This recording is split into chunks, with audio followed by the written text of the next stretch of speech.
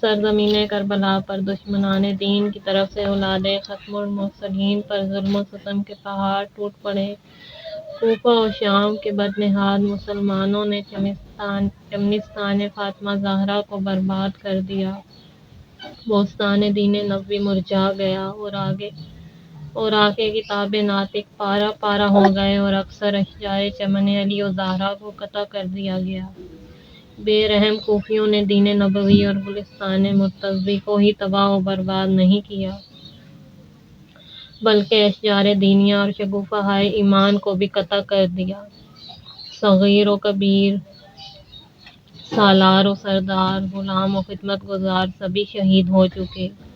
نہ سپاہ تھی نہ اصحاب و انصار اور یاوران امام مظلوم سر کٹائے ہوئے بے گور و کفن ریگ گرم پر پڑے ہوئے تھے۔ ان کے مبارک اجسام زخموں سے چور چور تھے، جگر تلواروں سے ٹکڑے ٹکڑے ہو چکے تھے۔ اب امام الشہداء ابا عبداللہ الحسین علیہ السلام بے یار و انصار رہ گئے، نہ اصحاب و انصار، نہ اہل بیت کے جوانان وفادار۔ جدھر کو دیکھتے یا دشمن کی فوج یا عزیزوں کی بے گور و کفن لاشیں۔ ایک مرتبہ امام الصابرین نے ان بے گور و کفن لاشوں کو بحسرت و یاس دیکھا، جگر سے آہ سوز کھینچی، رخ انور پر ایسی حالت طاری ہوئی کہ سوائے ذات اقدس الہی کے کسی کو اس پر آگاہی حاصل نہ تھی۔ بروز عاشوراء حسین علیہ السلام کے خیام میں ایک وقت ایسا آیا کہ تمام بھرے ہوئے خیمے خالی ہو گئے تو سید الشہداء نے ایک آہ جگر سوز کھینچی اور فرمایا، آیا ہے کوئی جو میرے راہوار کو میرے پاس لے آئے اور مجھے اس پر سوار کرے؟ میرا اکبر کہاں ہے؟ میرا قاسم کہاں ہے؟ کہاں ہے میرے عباس؟ کہاں ہے اون محمد؟ آئیں اور مجھے سوار کریں۔ پھر آپ نے مقتل کی طرف منہ کر کے کہا،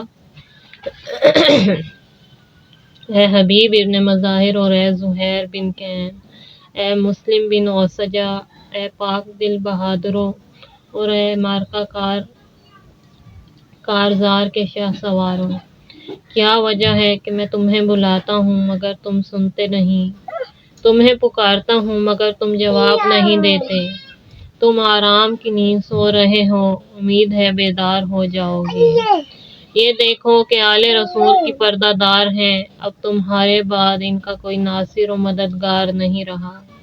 اے شریف انسانوں، اپنی نیند سے بیدار ہو جاؤ اور آل رسول کے پردہ داروں کا ان ظالموں سے دفاع کرو۔ جب کوئی جواب نہ ملا تو حسین مظلوم کی دکھیاری بہن زینب خیمے کے دروازے پر آئیں اور کہنے لگیں، اے میرے مظلوم بھائی اور میرے بے کس و بے یار و مددگار بھائی، مجھ سے آپ کی بے کسی نہیں دیکھی جاتی، آؤ میرے ماں جائے حسین، میں آپ کو سوار کرتی ہوں۔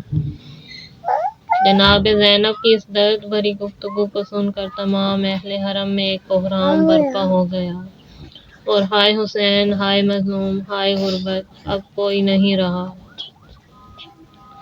روایت کے الفاظ ہیں، اس وقت ہاشمی مخدرات اور فاطمہ زہرا کی شریف زادیاں گیسو پریشان کیے، کوئی بی بی سینہ کوبی کر رہی تھی، کوئی منہ پر تماچے مار رہی تھی، کسی مقدرہ کو غش آ رہی تھی، کوئی شدت غم سے نڈھال بے ہوش ہو رہی تھی۔ حسین کی لاڈلی سکینہ سکتے کی حالت میں خیمے کے ایک گوشے میں چپ چاپ کھڑی تھیں۔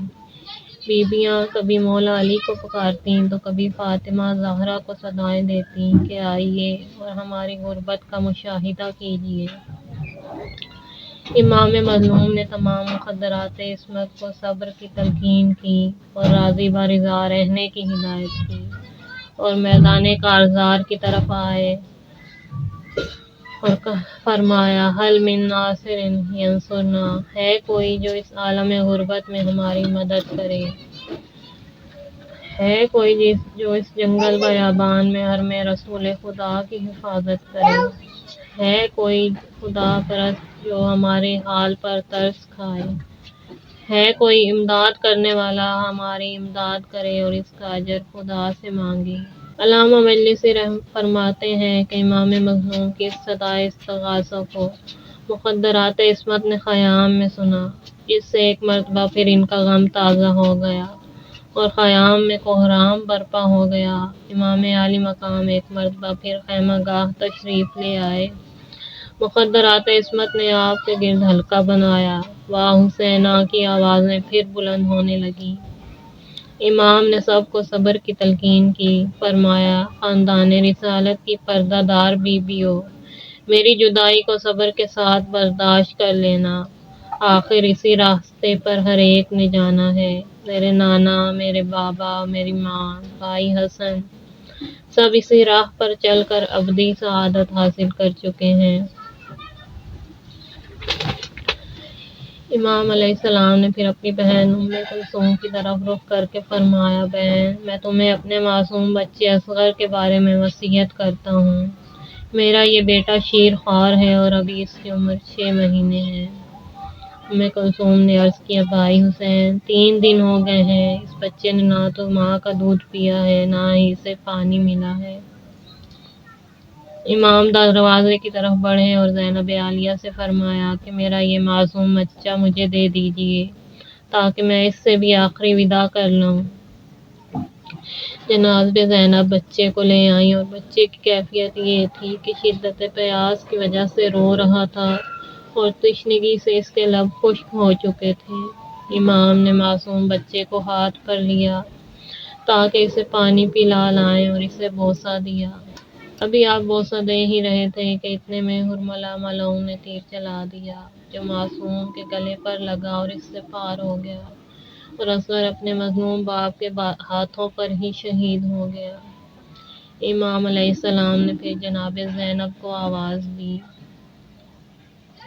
بی بی نے کانپتے ہاتھوں اور دھڑکتے دل کے ساتھ بچے کو حسین سے لیا اور امام علیہ السلام نے علی اصغر کا خون اپنے ہاتھوں میں لیا۔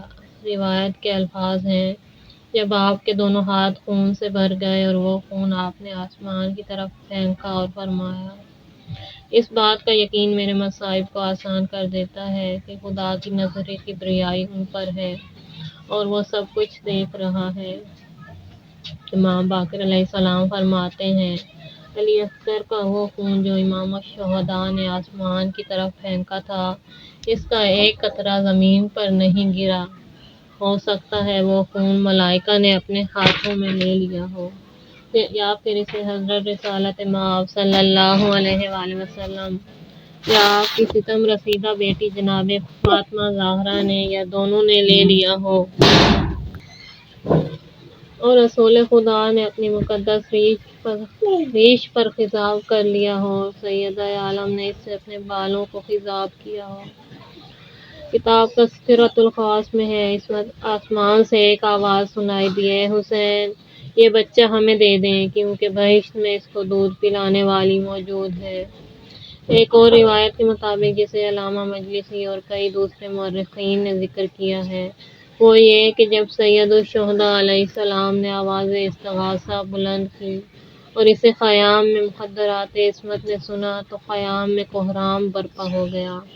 خیمے سے گریہ بکا کی آواز سن کر امام عالی مقام واپس خیام میں آ گئے اور انہیں صبر کی تلقین کی۔ مخدرات عصمت نے تو خاموشی اختیار کر لی مگر علی اصغر کا گریہ نہ رکا اور وہ مسلسل روئے جا رہے۔ امام علیہ السلام نے فرمایا، میرا معصوم علی اصغر مجھے دو تاکہ میں اسے آخری وداع کروں۔ بچہ امام کے ہاتھوں پر دیا گیا۔ امام علیہ السلام نے اس معصوم شیر خوار کو دیکھا تو حالت کافی حد تک بگڑ چکی تھی۔ پیاس نے معصوم بچے کو موت کے کنارے پہنچا دیا تھا۔ بچہ کمزور ہو چکا تھا اور طاقت جواب دے چکی تھی۔ تشنگی کی وجہ سے ہونٹ خشک ہو چکے تھے۔ آپ نے خیال فرمایا، بچے کی حالت دیکھ کر شاید لشکر عمر سعد کو اس پر رحم آ جائے اور معصوم بچے کو 2 گھونٹ پانی دے دیں۔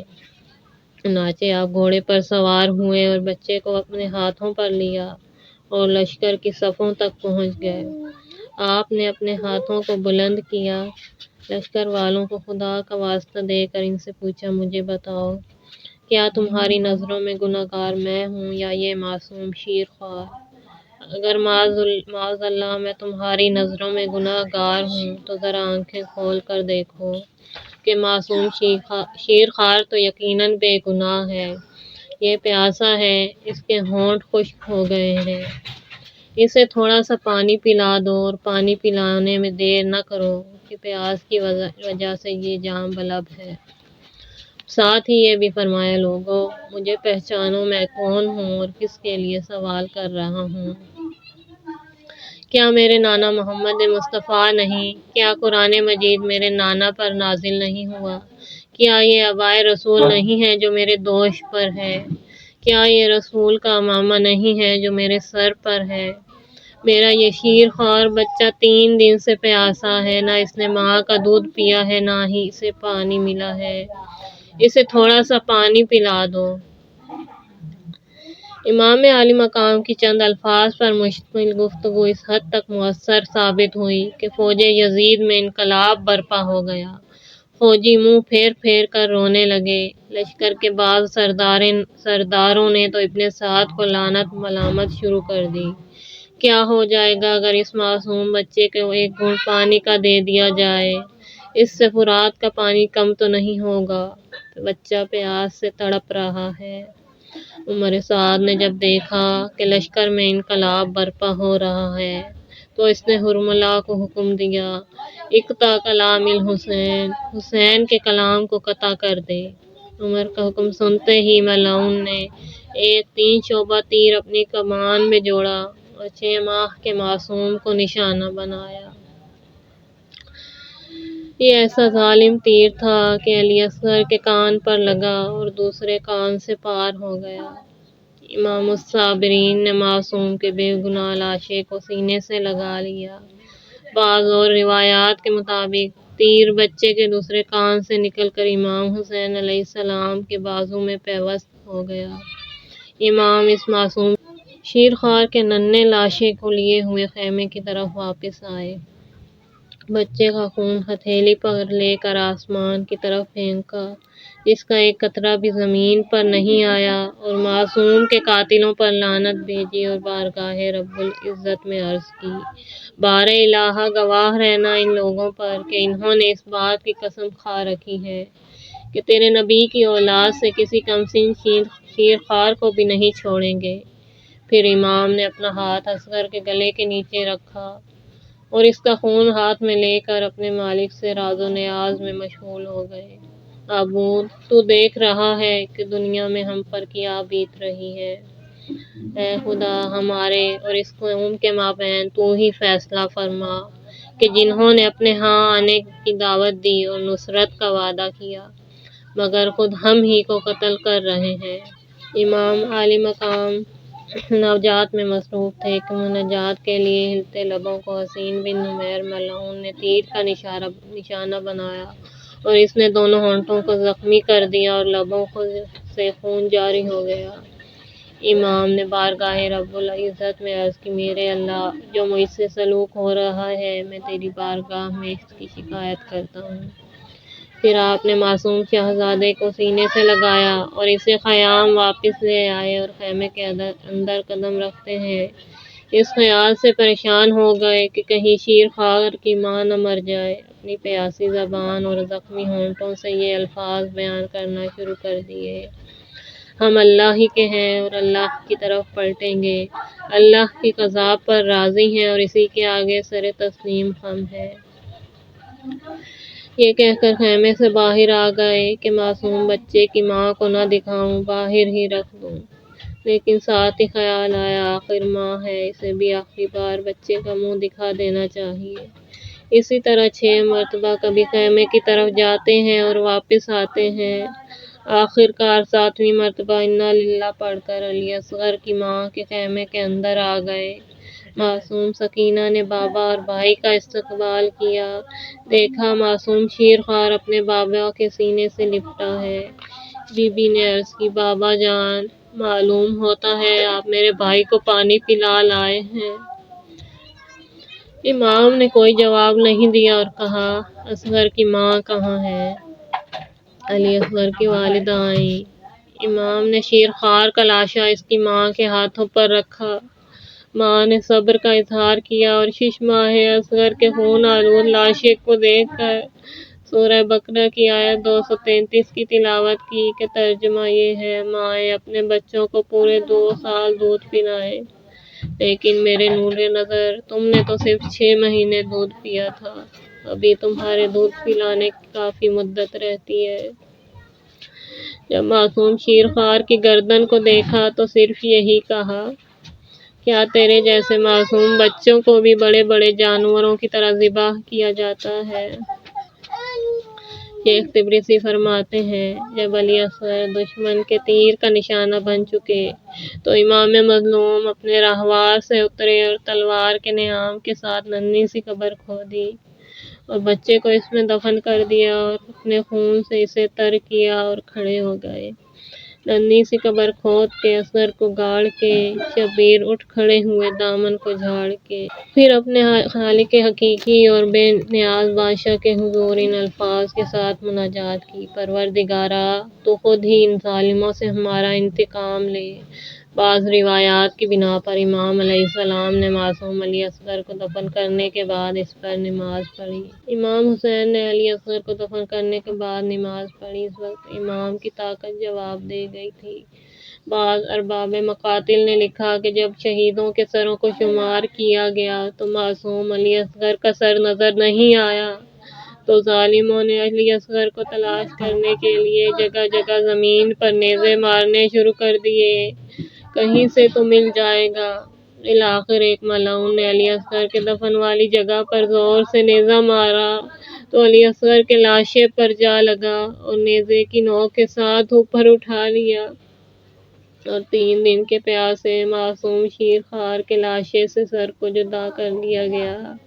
اللہ جانے اس وقت مخدرات عصمت کے دل پر کیا گزری ہوگی جب انہوں نے معصوم شیرخوار کے سینے میں لگا ہوا نیزہ دیکھا ہوگا، جس نے معصوم کے لاشے کو اوپر اٹھایا ہوا تھا، اور پھر جب سر تن سے جدا کیا گیا ہوگا تو ملائکہ آسمان عالم حیرت میں ہوں گے کہ اصغر کو ایک مرتبہ تیر سے، دوسری مرتبہ نیزے سے اور اب تیسری مرتبہ تلوار کے وار سے شہید کیا جا رہا ہے۔